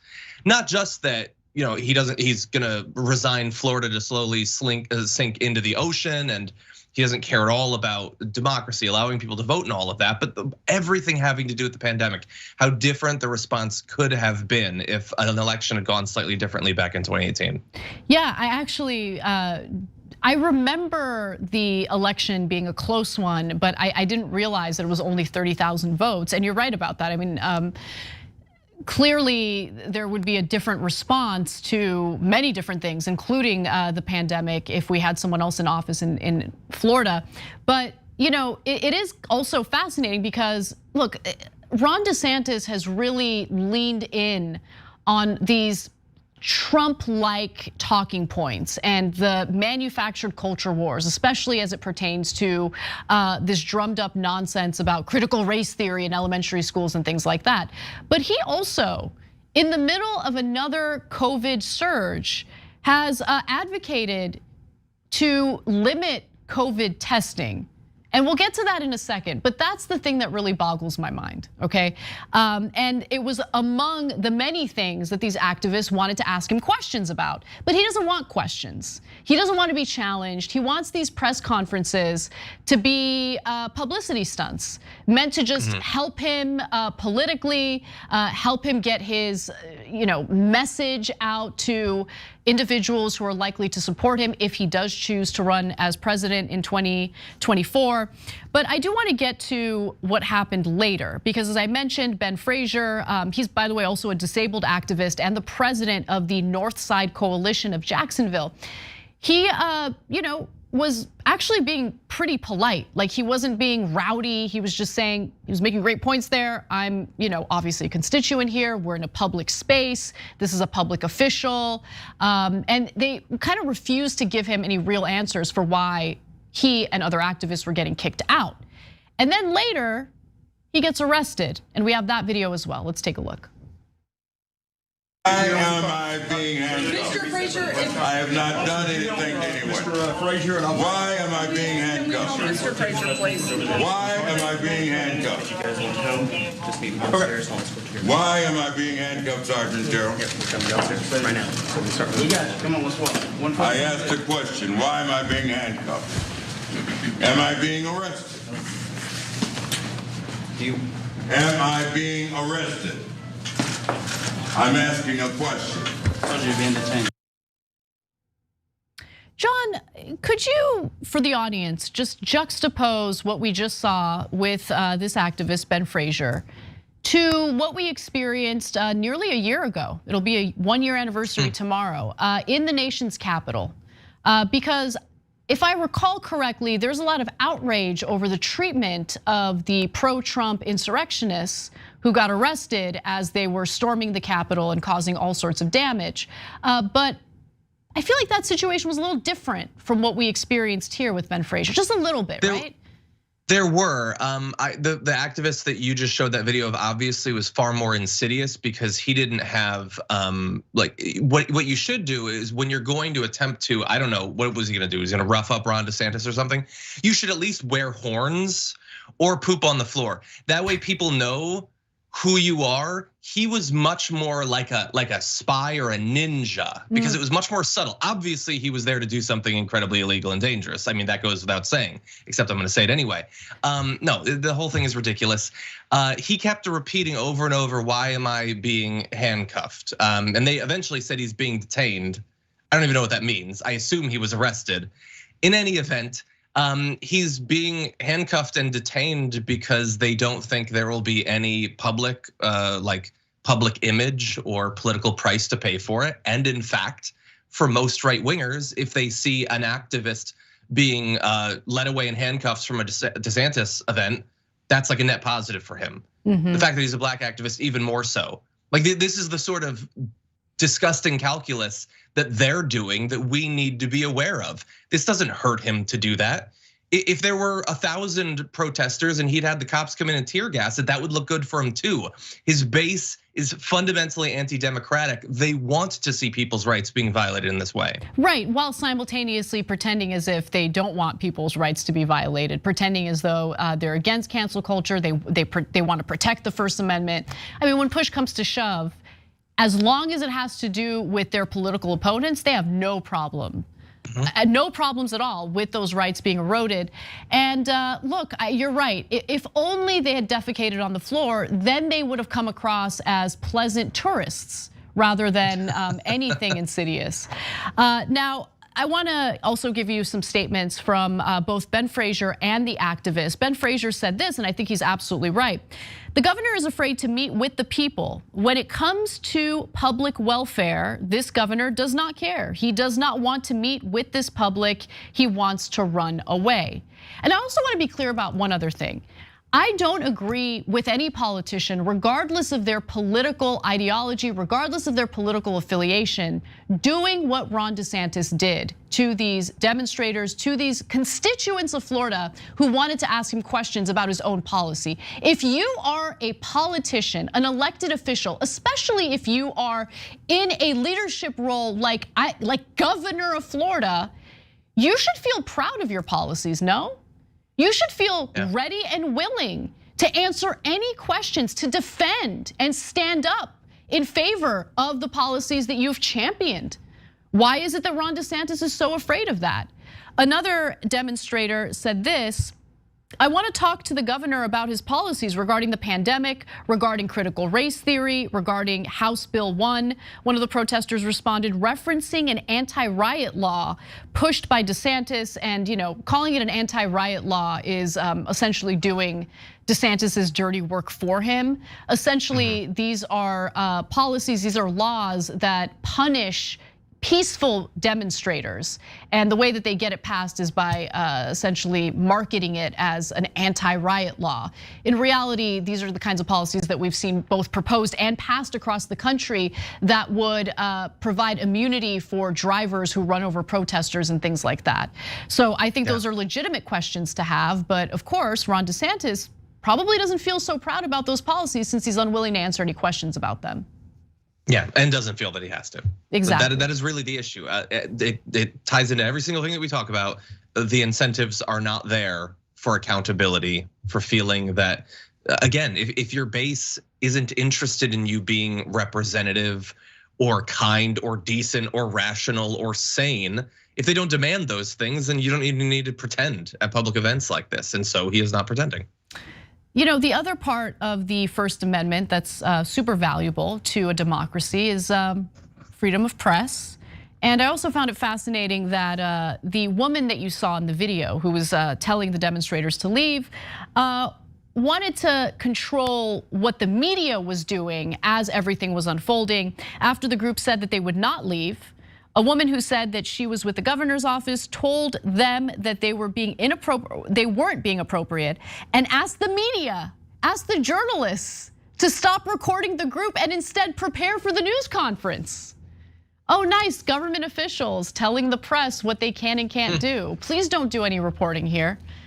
Please serve as specific PR agents for the governor. And finally, I have to get to this one last part because I do think it's super relevant. Ron DeSantis is apparently frustrated at the fact that people are getting tested for coronavirus. It's very Trumpian. Let's hear his argument. That's where really we want the testing to go. I mean, as Joe said, you do have people when the kind of the hysteria gets going, you'll have certain people that will go out and will just get tested all the time at some of these sites, and that's not a good use of resources. And so he's going to put out guidance that talks about some of the examples where it makes sense, where it doesn't. You know what? I agree. That's excellent line of thinking. If I feel a lump in my breast, I'm not going to go check it out because what if I find new information that I'm not happy about? What if I panic about it? I just want to avoid panic, So no testing, and what kind of stupid thought process was that? Well, I mean, it's kind of a demonstration of the fundamental premise of don't look up. I mean, just don't get tested. That's what it is. Look, their strategy from almost the very beginning has been herd immunity. That's one thing they call it many things. The idea is don't stop people from getting sick. Just let everyone get sick and really hope that, aside from the obvious cost of that, which is insane loss of life, millions of people with long COVID, hospitals overwhelmed, people needlessly dying. Okay, they don't care about that, so they set that aside. Hopefully the immunity that you get from your previous infection is permanent, because then at least herd immunity lets us get past it. Of course, we're finding out that that's not actually true, that immunity does wane. So it's not only in the moment an insane strategy, fundamentally immoral, it also isn't going to work. The issue with pursuing that strategy, of course, aside from the needless loss of life, the catastrophic historic human suffering, is that if you just let everyone get sick and you're testing, it's gonna look terrible for you. And so like with Donald Trump, this is just the same thing as what we experienced in the fall of 2020. Take actions and give statements that encourage people to get sick, and then do what you can to stop the testing from detecting the obvious inevitable consequences of what you're pushing for. And so we had that nationally with Trump, and now we have that with Ron DeSantis, in his own words right there, coming up with this straw man of a person who needlessly goes out and gets tested 1,000 times. Does that seem sane to you? Does that seem representative? Obviously not, but for a conservative, will make them feel better. And he chose his Surgeon General specifically because, like with Scott Atlas, he supports as many people getting sick immediately as possible and covering it up by dismantling the testing infrastructure. Yeah, it's incredibly frustrating, especially when you consider how their own disinformation on so many different fronts, whether it has to do with testing or just simply getting the vaccine, has needlessly led to more people dying, has led to, I mean, they talk about the economy, like they care about the economy so much. You care about the economy, encourage people to get vaccinated. That way, people aren't so afraid to go to work, right? We see hospitals that are already overwhelmed again, thanks to this new variant, but they're not overwhelmed with vaccinated patients. They're overwhelmed with unvaccinated patients. And who did that? Why are they unvaccinated? And we have a shortage of monoclonal antibodies, something that Ron DeSantis and Texas Governor Greg Abbott are complaining about nonstop. You know, the need for monoclonal antibodies would be diminished considerably if you just convince people to get vaccinated. But they can't do it because it's their, it's a little political culture war. Yeah, and they've been encouraged that that is the solution. Just get sick and take it. Oh, oops, now we need to buy way more. And that's like the most expensive way you can deal with this. Exactly. But again, they're the ones that are fighting back against big pharma and all that. It's just that the inevitable outcome of their strategy is giving maximal amounts of money to those corporations. Well, we got to take a break. And when we come back, we'll talk about the GOP. They be cooing. We've got those details and more. Florida's ground zero for God's waiting room.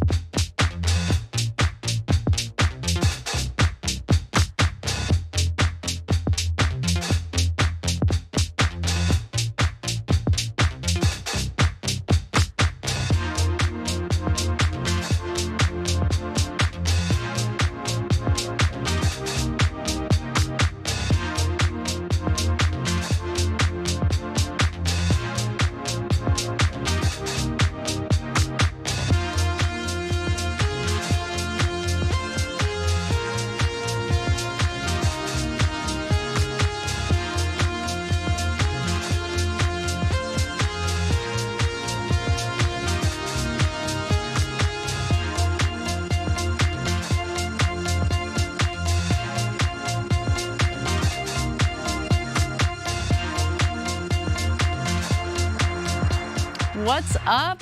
Wanted to give our Twitch community a little bit of love, starting with Slim Thick Vic, who writes in with the comment, pharma greed is one of the few areas I can talk to my conservative family about. It's a struggle getting them to realize the interconnectedness of politics and pharma, but they are starting to see the gouging, and it gives me hope on breaking through to them. Thanks to TYT for giving me content I can spam them with to help break them out of the Trumper echo chamber. Love you, Anna. Yeah, and look, I mean, Cenk and I have talked about this in more detail, and I'm sure we'll have the conversation in the back and forth more and more on the show. But it's part of the reason why I try to also encourage Cenk to avoid calling right-wing voters stupid or dumb or morons. I think that they're persuadable, and I think they exist in a media echo chamber, as you mentioned.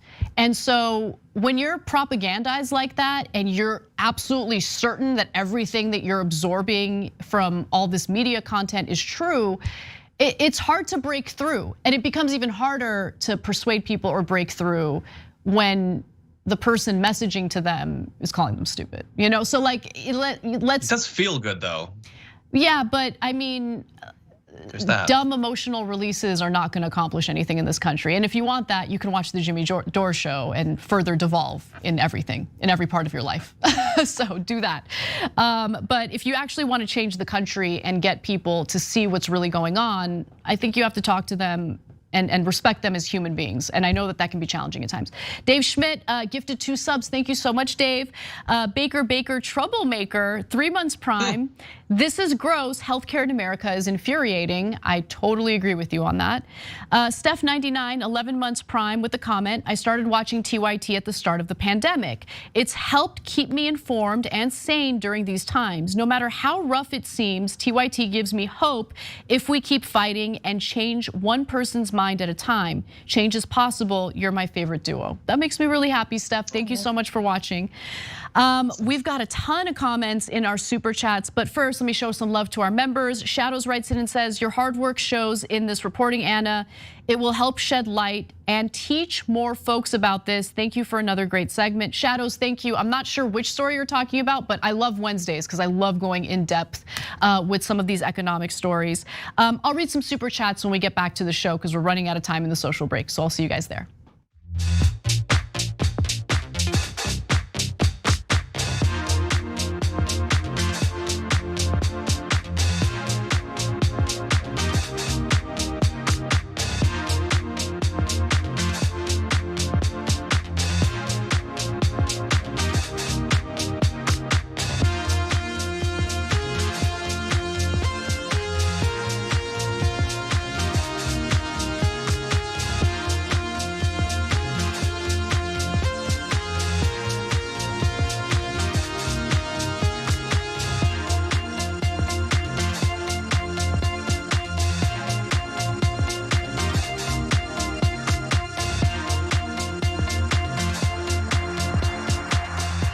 Welcome back to the show. Anna Kasparian and John Iadarola with you. John Iadarola hosts The Damage Report over here at TYT Network, so definitely check that out.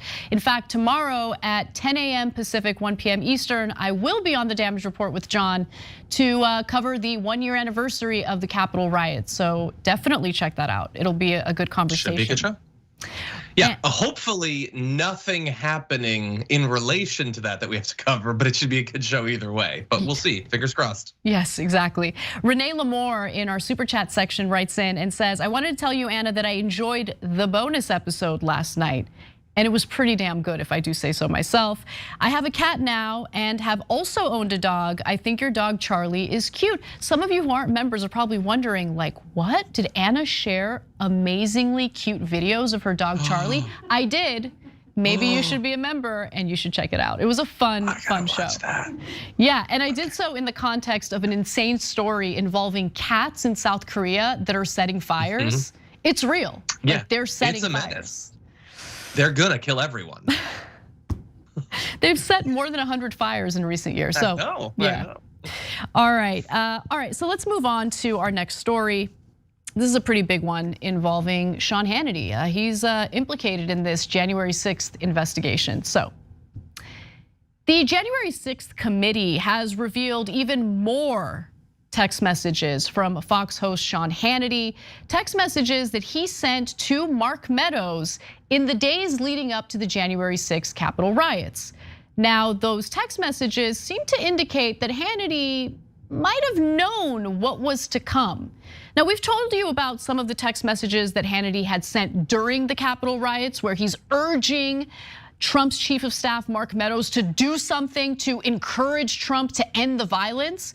But now we have more details. Now, Trump's change of plans, by the way, in regard to giving a speech on the 1-year anniversary of the Capitol riots, comes after the special congressional committee investigating the insurrection released a series of text messages from Fox News host Sean Hannity, who texted then White House Chief of Staff Mark Meadows his concerns over the violence at the Capitol and raised doubts on Trump's election fraud claims.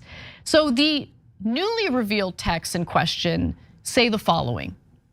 We can't lose the entire White House counsel's office, Hannity wrote to Meadows on December 31st, 2020. And he also wrote, I did not see January 6th happening the way he is being told, meaning the way that Trump is being told.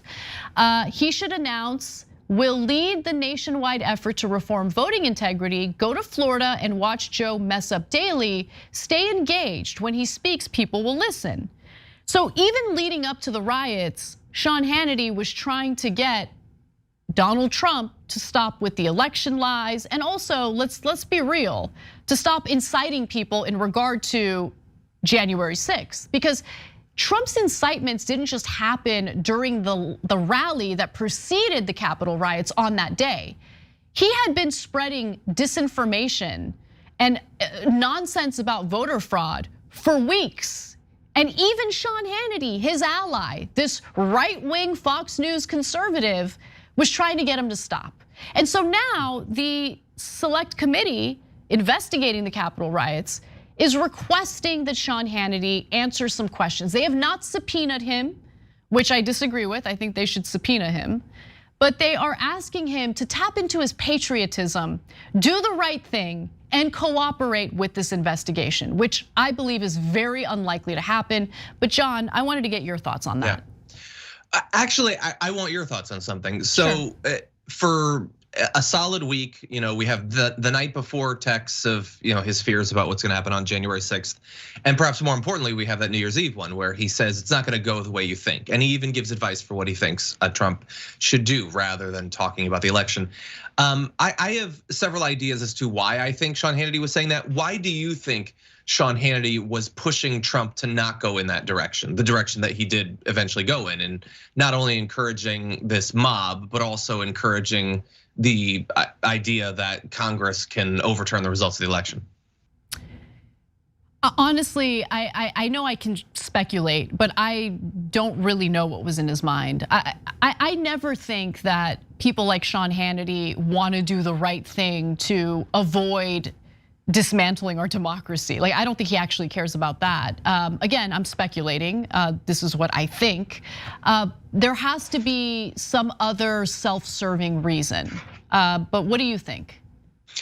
I mean, I think that there's a couple different reasons. It could be maybe ideologically, he's not actually as insane as some of them. Sean Hannity could be a guy who plays up how radical he is, to maintain an audience. But as I talked about on TDR this morning, he's an incredibly wealthy guy who's been wealthy and influential for many years.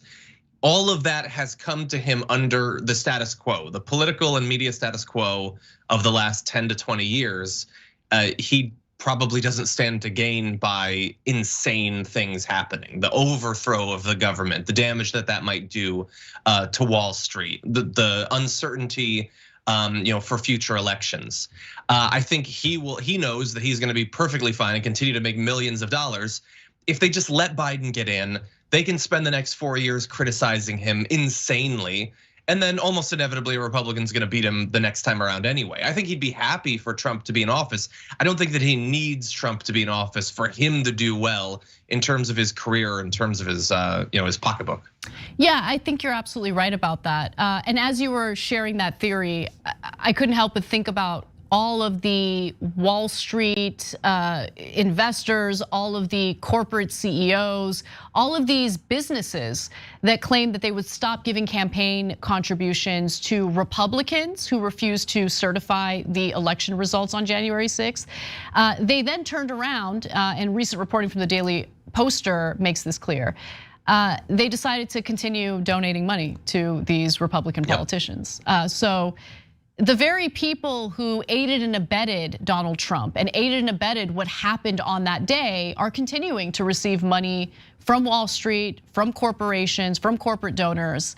And yeah, I mean, look, I think there's truth to what you're saying, but what also kind of blows my mind is the thought that Sean Hannity thinks that he can have somewhat of a saner ideology behind the scenes while spewing insane propaganda on his show on a nightly basis, which radicalizes his audience and literally has led to a huge portion of the Republican Party believing that the election was in fact stolen from Donald Trump when there's absolutely no evidence of that. Yeah, I think that this is sort of an extreme example of something that we've talked about for some time. Is that is the game that they're playing, and at the end of 2020, especially, it looked like it was going really poorly for them in that they were amplifying the election lies on top of the COVID and the COVID lies and the beginning of the lies about vaccines, and you're right, it had radicalized people, insanely so. And then it looked like people were changing over to watching Newsmax or OAN because they were willing to say crazier things. I think that is like a tightrope that they've been walking for a long time. They have to be the most radical right wingers to maintain that audience, not just to get them watching them, but to keep them like revved up constantly. Like the right doesn't drop off after an election in terms of watching Fox News in the same way that so-called centrists do for CNN and MSNBC. They're kept constantly at a boiling point. but they also want stability. Sean Hannity is a wealthy guy. Things are working for him right now. And that's largely true for all of them, including the corporate overlords of the network itself, let alone the hosts. And so that's a tightrope that they have to walk. They have to, sell, fascist revolution to their base, but maintain a safe, stable business environment where they can continue to make money. Yeah, well, we'll see how all of this plays out. It seems as though Sean Hannity is going to find a way to skirt any involvement with this investigation. He's already putting together a free speech argument to provide cover for not following through or for refusing to cooperate with the investigation. He's not going to cooperate, and he's terrified of any type of backlash he might receive, both from Donald Trump and his supporters. But we'll see how it plays out. But I did want to get to one other element to this story. Let me reset for it because I thought this conversation on Ari Melber's show was pretty fascinating. So, Peter Navarro recently went on Ari Melber's MSNBC show to talk about the Capitol riots on January 6th, which of course we are about to note the 1-year anniversary of. And I thought the way this conversation went down was really fascinating, especially since Peter Navarro doesn't seem to know what qualifies as a coup. Let's watch. And was simply this: we had over 100 congressmen and senators on Capitol Hill ready to implement the sweep. The sweep was simply that. We were going to challenge the results of the election in the 6 battleground states. They were Michigan, Pennsylvania, Georgia, Wisconsin, Nevada. And basically these were the places where we believed that if the votes were sent back to those battleground states and looked at again, that there would be enough concern amongst the legislatures that most or all of those states would decertify the election. Yeah, you just described this plan as a way to take an election where the outcome was established by independent secretaries of state, by the voters of those states, and legal remedies have been exhausted with the Supreme Court never even taking, let alone siding with, any of the claims that you just referred to. So legally, they went nowhere. And then you're describing a way that the incumbent, hold on, you will get your turn. I just let you go for a while. Let's go this back and forth, sir. Then you will use the incumbent losing party's power, that was the Republican Party that was losing power, to overtake and reverse that outcome. Do you realize you are describing a coup? No, I totally reject many of your premises there. So, there are military coups and then there are political coups. And what he described is a political coup. Joe Biden, despite all of the criticism that I have toward him, won the election. He won the election. There were multiple recounts in those battleground states like Georgia, for instance, and Biden won.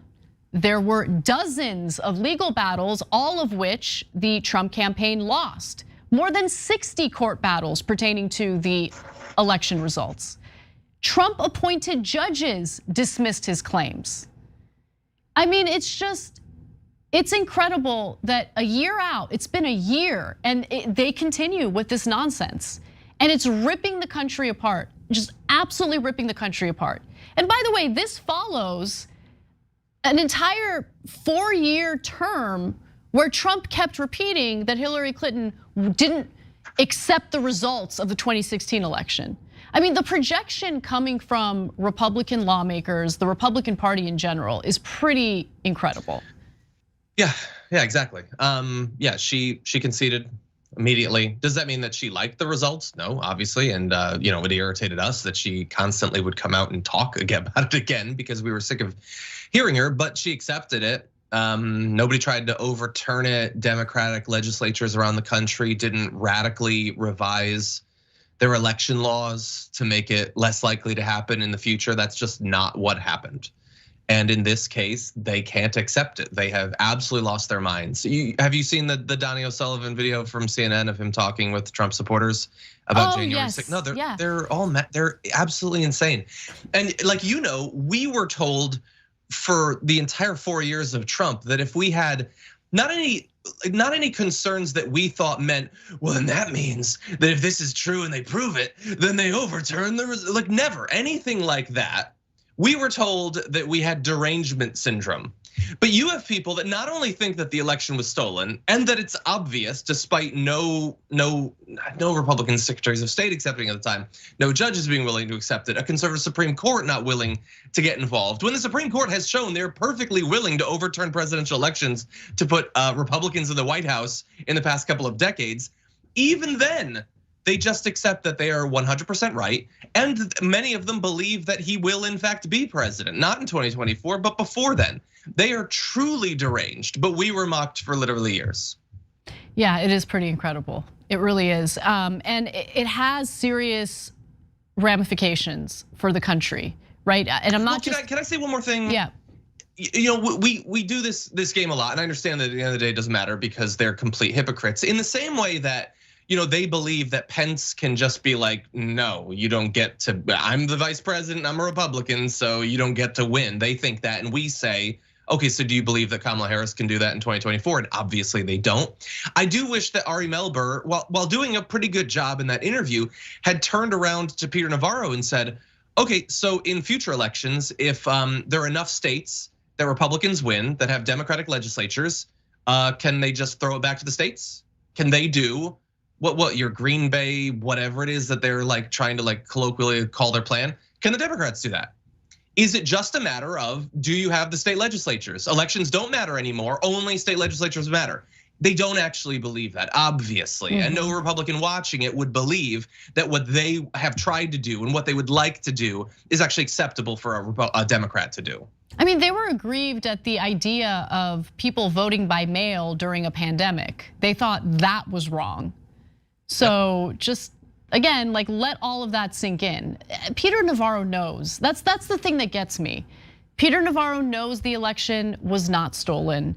Many of the most vociferous, the perpetuators of the big lie know without a shadow of a doubt that Biden won the election. But despite all the damage that it's doing to this country, despite the fact that it continues to divide, despite the fact that it leads to violence, and fellow Americans hating each other, they keep doing it because they don't want to upset Trump's base. They don't want to upset Trump. And more importantly, when it comes to members of the media, there's money to be made. And they know that they can attract an audience if they're willing to continue with those lies. It's just the profit motive behind media has a lot of consequences to it. I think this is one of them. All right, we got to take a break. When we come back, Emma Watson is now being smeared as an anti-Semite after posting her solidarity with Palestinians. So we've got that story and more when we come back.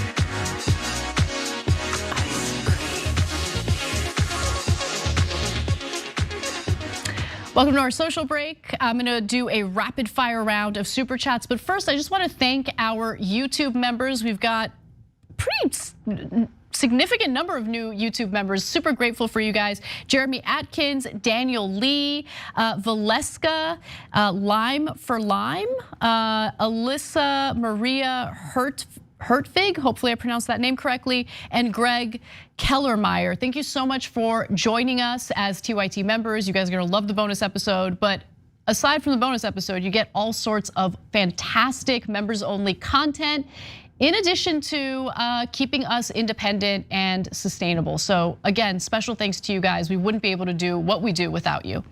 In our super chat section, we have James Thompson who says, John, I've got your back, common sense rules.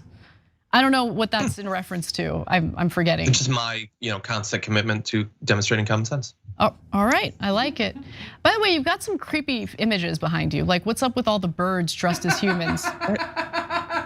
Okay, first of all, I hate hearing that laughter in the background. What is creepy about this? This is awesome inspirational artwork for my book that's never gonna go anywhere. Oh, it's from your book? Okay, I take it back. From my book. It's inspiring for my book. Okay, I take it back then. We've got Shocked to Life 561 who says, am I crazy or am I the only one that could picture Fox News anchors defending the need to use global warming as a weapon against snowstorm traffic jams, assuming they admit climate change is real? No, you're not crazy. I would not put it past them. In fact, I remember, I think it was Russia that was actually celebrating the fact that climate change was giving them, like ice is melting, which gives them access to like precious minerals that like, yeah, you remember that? It's, people be profiting, man. That's all they want. It's straight out of Don't Look Up. Yep.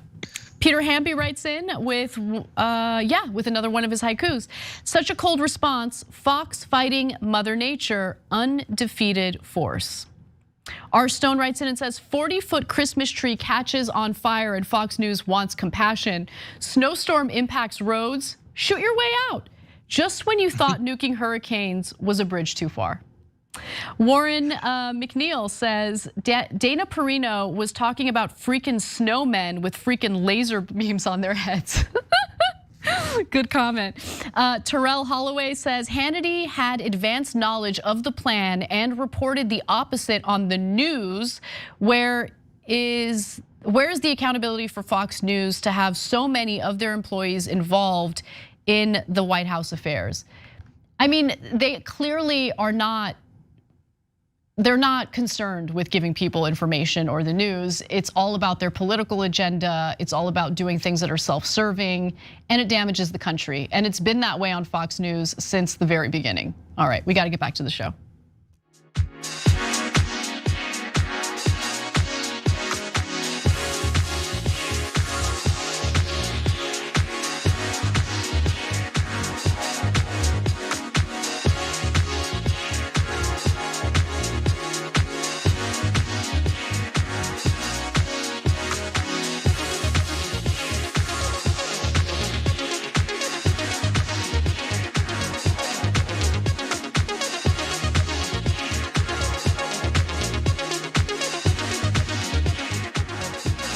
Our main show is almost over, but for those of you who want additional content, you can become a member and check out our bonus episode tonight after the main show.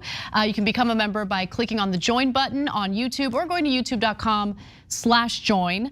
Also, after the bonus episode, you can check out Happy Half Hour hosted by our very own Brett Ehrlich on our Twitch channel. That's over at twitch.tv/TYT, so make sure you check that out as well. All right, let's get to our next story, which I saved specifically for you, John Iadarola. So let's do it. Actress and activist Emma Watson took to Instagram to show solidarity with Palestinians. Here is her post, which unfortunately led to quite a bit of backlash. She not only tweeted, or I should say posted that photo that says solidarity is a verb. The caption also says, solidarity does not assume that our struggles are the same struggles, or that our pain is the same pain, or that our hope is for the same future. Solidarity involves commitment and work, as well as the recognition that even if we do not have the same feelings or the same lives or the same bodies, we do live on common ground. And she's quoting Sarah Ahmed there. And since it had to do with Palestinians, as I think most people who follow these types of stories can expect, she got smeared as an anti-Semite. So I have a ton of these ridiculous comments in response to Emma Watson. But before we get to them, why don't I open the floor, John, for you to jump in and share your thoughts on this? Yeah, it's hardly surprising. She's a high-profile celebrity who's been an activist for years and years and years. This is entirely consistent with not only her seeming worldview, but her social media activity. And because she's popular and well-liked and respected, and has, I believe, been involved in some ways with the UN previously, they're gonna hate if she does something even as benign as what she did. The post and with the image and the quote are great. They're also not highly specific. It's talking about sort of, it's literally solidarity in a very vague sense. I have no idea what specifically she wants politically done, but she's also not making any specific political demands. She's not making any specific political criticisms of the current Israeli government or specific military actions they've taken. She's not doing any of those things. All she's saying is, these are humans like any humans. We should feel some sort of kinship and solidarity for them. And even that is too much for some people, because she might inspire one of her millions and millions and millions of followers to similarly think, well, this is a people that I don't necessarily know. I may never have been to Palestine. I might not know any Palestinians. I've never really thought about it before, but she is right. We all are humans, and they cannot take that stimulus to even basic human decency. Well, let's get to the various people who have smeared her as an anti-Semite for that. You're right, John, vague post meant to show. I'm not saying vague in a critical way. No, I know what you're saying. She's doing everything to not open herself up to exactly this sort of nonsensical attack. Exactly. And it still comes anyway. Yeah, it's not like she's mentioning the settlements in East Jerusalem. She's not talking about the open air prison that Palestinians are living in. She's not talking about this apartheid state. She's not talking about any of that specificity. It's just a general post meant to show solidarity with the Palestinian people. And this is the kind of response that she got. Here's Ambassador Gilad Erdogan, who says, fiction may work in Harry Potter, but it does not work in reality. If it did, the magic used in wizarding, in the wizarding world, could eliminate the evils of Hamas, which oppresses women and seeks the annihilation of Israel, and the PA, which supports terror.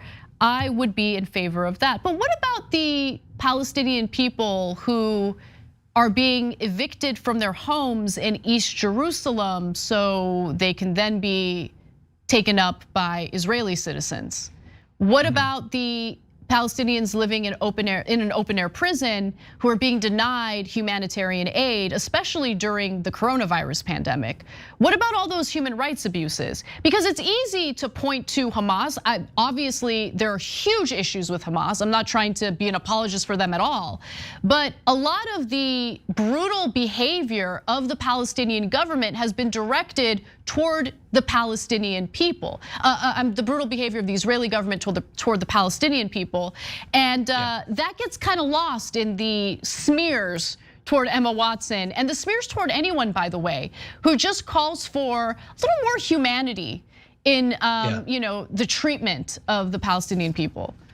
Yeah, well, and she's not saying that she supports either of those organizations, let alone specific things that they do. The conflating of every single Palestinian with whatever the worst thing some other Palestinian did is obviously on its face insane, and he would never allow it if you were to take the most barbaric, warmongering, bloodthirsty actions of military or political leaders in various Israeli regimes over the past 50 years and then apply them to literally every single Israeli citizen. He'd never accept that, and we shouldn't accept it in this case either. Nor should we accept the insanely condescending, infantilizing, and I would argue at least mildly misogynistic attempt to take Emma Watson, who has literally been an activist for more years than she ever acted in the Harry Potter movies, and reduce her to just being someone who was involved with Harry Potter.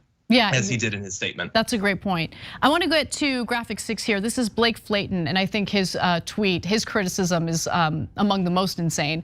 Just in case you need an example of how disproportionate a hatred anti-Zionism is, Emma Watson just shared a solidarity with Palestine post on Instagram where she has 64 million followers. Okay, 4 times the amount of Jews on planet Earth. Okay, but sure, their state is the problem. She never said that the existence of Israel is a problem. Like, she never said that, ever. But let's actually, the existence of brain worms is a problem, and that person who posted that has a serious case of it.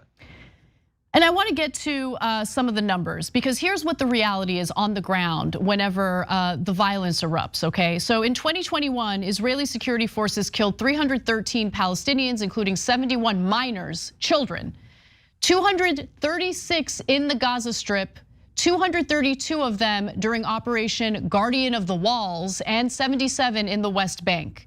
Israeli forces also destroyed record numbers of Palestinian homes and infrastructure in 2021. So I think that those are legitimate criticisms. That's not a criticism of Jewish people, of Jewish religion. It is a criticism of the behavior specifically of the Israeli government toward the Palestinian people. And this tactic of immediately smearing anyone who wants to be critical of Israel's government as anti-Semitic, it's not really working anymore.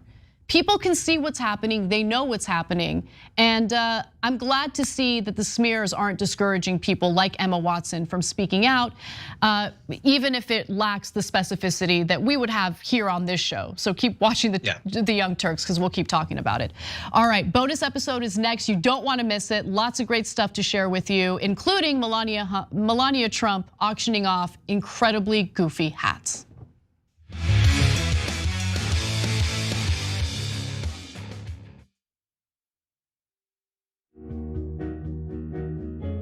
Our audience has given us everything, so we couldn't be more connected. When we first started, people would start giving us directions and say, okay, the mics are too large, move them. Turn them into lav mics. I mean, they were incredible. And then one guy walked in and gave us a really expensive switcher and said, you guys need this, and walked out. Okay, it's amazing. They helped us build a studio. They did a $2 million funding campaign for us. And so they really are us. We do this show together to the point where some of our hosts are even former listeners.